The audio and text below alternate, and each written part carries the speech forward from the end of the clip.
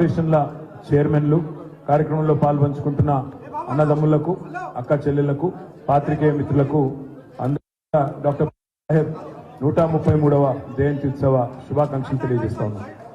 ఆనాడు బాబాసాహెబ్ చెప్పినట్టే బోధించు, సమీకరించు, పోరాడు అనే అంబేద్కర్ తత్వాన్ని పూర్తి స్థాయిలో అవగాహన చేసుకొని లక్షల సంఖ్యలో ప్రజల్ని సమీకరిస్తూ తెలంగాణ రాష్ట్ర ఏర్పాటు ఆవశ్యకతను బోధిస్తూ ఎక్కడ తెలంగాణ ప్రయోజనాలకు విఘాతం కలిగినా పోరాటం చేస్తూ 14 ఏళ్ల పాటు మన నాయకుడు కేసీఆర్ గారి నాయకత్వంలో ప్రజా పోరాటంతోనే తెలంగాణను సాధించుకున్న తెలంగాణలో మరి 10 ఏళ్ల పాటు ప్రజల ఆశీర్వాదంతో గౌరవ ముఖ్యమంత్రి కేసీఆర్ గారి నాయకత్వంలో ఆ అంబేద్కర్ మహానుభావుడు చెప్పిన బాటలోనే ప్రయాణం చేసే ప్రయత్నం కూడా బలంగా చేసినాం.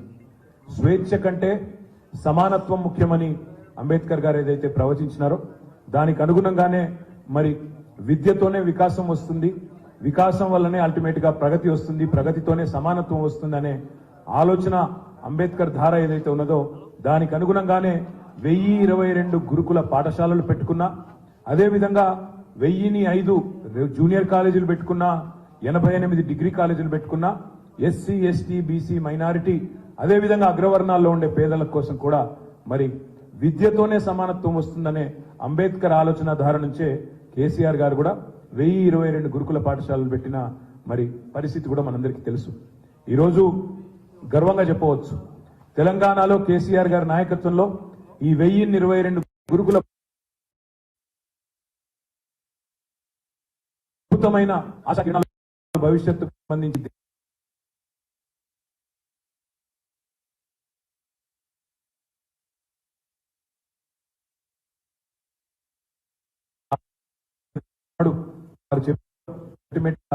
కాస్ట్ లెస్ సొసైటీ ఉండాలా, కాస్ట్ ఫ్రీ సొసైటీ ఉండాలా, అందరినీ ఒక మనిషికి ఒకే ఓటు అని చెప్పినాను రాజ్యాంగంలో.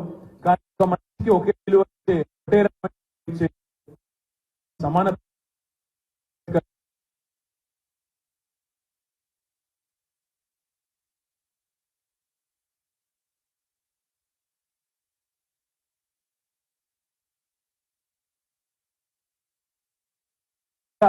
తెలంగాణ రాష్ట్ర పరిపాలనకు కేంద్ర బిందువైన సెక్రటేరియట్ కు డాక్టర్ బాబాసాహెబ్ అంబేద్కర్ పేరు పెట్టిన అది ఒక్క కేసీఆర్ గారి వల్లనే సాధ్యమైందనే మాట కూడా నేను గుర్తు చేస్తా ఉన్నా. దాంతో పాటు ఈ దేశంలో అంబేద్కర్ గారు అంటే కేవలం దళితులకు సంబంధించిన నాయకుడే కాదు, కేవలం బడుగు బలహీన వర్గాలకు సంబంధించిన నాయకుడే కాదు, మహాత్మా గాంధీతో తప్పకుండా పోల్చి సరిసమానమైన స్థాయి కలిగిన నాయకుడు అంబేద్కర్ గారు. అందుకే అంతటి ఘనమైన నివాళిని ఆ రోజు కేసీఆర్ గారి నాయకత్వంలో మనం శాసనసభలో అందించుకున్నాం. వారి 125 ఫీట్ల విగ్రహం పెట్టుకున్నాం. ఇది విగ్రహం కాదు, ఇది విప్లవం అనే మాట ఆనాడు కేసీఆర్ గారు మాట్లాడినారు. తప్పకుండా ఇవాళ మళ్ళొక్కసారి 133వ జయంతి నాడు మనందరం కూడా గుర్తుంచుకోవాల్సింది ఒకటే, దళిత బంధు లాంటి దమ్మున్న పథకం పెట్టినా లేదా బలహీన వర్గాల కోసం చిత్తశుద్ధితో, నిబద్ధతతో, రాజకీయ ప్రయోజనాలతో నిమిత్తం లేకుండా రాజకీయంగా నష్టం జరిగినా లాభం జరిగినా మరి అధికారం ఉన్నప్పుడు, అవకాశం ఉన్నప్పుడు తప్పకుండా అందరి మంచి కోసం, సమానత్వం కోసం పాటుపడాలనే ఒక ఆలోచన ఏదైతే కేసీఆర్ గారు చేసినారో ఆ ఆలోచన ధార, ఆ అంబేద్కర్ గారి బాటలో అందరం కూడా ముందుకు సాగుదాం. ఆయనను ఇవాళ మీరు చూసినట్టయితే కొలంబియా లాంటి యూనివర్సిటీలో డాక్టర్ బాబాసాహెబ్ అంబేద్కర్ గారికి అక్కడ ఒక విగ్రహం పెట్టి ఆ విగ్రహం కింద రాసింది ఏంటంటే ఆయన దళిత నాయకుడనో బడుగు బలహీన వర్గాల నాయకుడనో రాయలేదు. Is one of the founding fathers of modern India.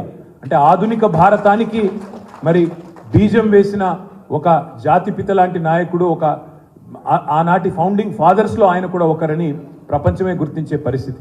వాళ్ళ 100 పైచిలకు దేశాల్లో అంబేద్కర్ గారి గురించి ఇవాళ స్మరించుకుంటున్నారు, ఆలోచించుకుంటున్నారు.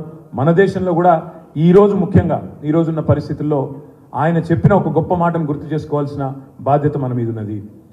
రాజ్యాంగానికి సంబంధించి, రాజ్యాంగబద్ధమైన హక్కులకు సంబంధించి, ముఖ్యంగా ప్రజలకు సంబంధించిన అంశాలు అంబేద్కర్ గారు ఏదైతే చెప్పినారో సమాజంలో సమానత్వం రావాలి అంటే ఇవాళ ఈ దేశంలో ఉన్న పరిస్థితుల వల్ల, ముఖ్యంగా కొన్ని రాజకీయ పార్టీల యొక్క వైఖరి వల్ల ఆ రాజ్యాంగం కూడా ప్రమాదంలో ఉన్న విషయాన్ని కూడా మనం గుర్తుపెట్టుకోవాలా. ఆ రాజ్యాంగం ప్రమాదంలో పడకూడదు. అంబేద్కర్ గారి ఆలోచన ధారకు అనుగుణంగా ఈ దేశంలోని అన్ని కులాలు, అన్ని మతాలు, అన్ని వర్గాలు కలిసి మెలిసి ముందుకు పోవాలి అంటే తప్పకుండా మనందరం కూడా వారి ఆశయం కోసం పాటుపడడమే వారికి అర్పించే నిజమైన నివాళి అవుతుందని మరి మీ అందరు కూడా విజ్ఞప్తి చేస్తూ ఈరోజు ఎంతో మందికి పెద్దలకు జిల్లాల్లో కార్యక్రమాలు ఉన్నాయి, నియోజకవర్గాల్లో కార్యక్రమాలు ఉన్నాయి. అయినప్పటికీ వాళ్ళ పార్టీ కేంద్ర కార్యాలయానికి విచ్చేసి మీరందరూ కూడా పాల్గొన్నందుకు హృదయపూర్వకంగా మీ అందరూ కూడా ధన్యవాదాలు తెలియజేస్తూ జై భీమ్, జై తెలంగాణ.